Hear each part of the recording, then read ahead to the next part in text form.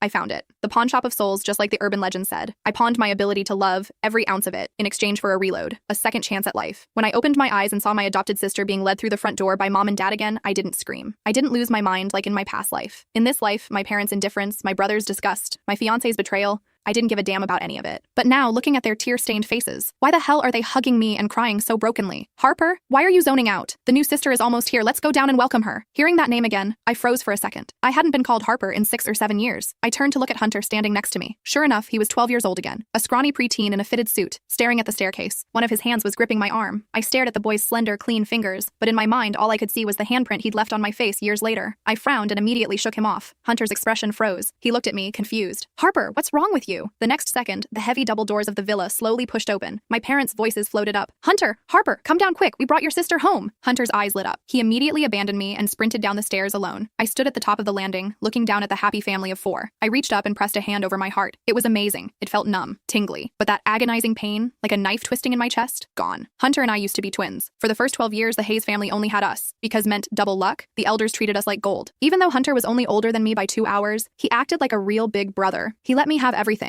He spoiled me until I was a bona fide princess. I remember someone joking with my drunk dad at a gala. With your daughter's temper, it's a good thing she's engaged to Gavin Vance early, otherwise no one would dare marry her when she grows up. My dad's face went black instantly. My daughter wasn't born to be married off. I can afford to keep her. Mom and Hunter didn't say a word. They just kept piling expensive gifts on me, spoiling me until I was practically feral. A vintage jade bracelet worth 500 grand was the most basic birthday gift I received back then. It was also the last birthday gift I ever received. That year, when I turned 12, one of Dad's old war buddies died of cancer. On his deathbed, he entrusted his only daughter to my father. That girl, Luna Banks, became my sister in name. From that day on, my family's love, trust, and attention slowly drifted away from me. I admit it. I hated her. I was jealous as hell. I was jealous that she could squeeze out 2 fake tears and make the whole family run around like ants on a hot pan. I was jealous that she stole everything I owned piece by piece. I became paranoid. My temper got explosive. I got weird. Finally, at my 18th birthday party, my debutante ball, I saw her and my fiancé, Gavin, making out. I completely snapped. I screamed at my parents, my brother, the love of my life. Why? Why are you doing this to me? But they just looked at me with identical expressions of disappointment. Do you have any idea what you look like right now, Harper? You're a total psycho. I laughed until I cried. The pain in my heart was so bad my whole body shook. I grabbed a knife, a cheap plastic cake knife, and lunged at Luna. But before I could touch her, Hunter kicked me. Thorns tore into my skin. Everyone rushed to protect Luna, cooing at her, begging her not to cry. Nobody gave a damn that I was holding a piece of plastic. Mom and Dad used mental instability as an excuse to lock me in a psych ward. Hunter must have ruptured something inside me with that kick. I coughed up blood day and night. I begged the doctors to call my parents over and over again. They never picked up, not once. Finally, after another round of electroshock therapy, I stopped breathing. And that's when I saw it, the pawn shop of souls. I traded all my emotions, my ability to love, for a ticket to rebirth. Harper, come here, sweet.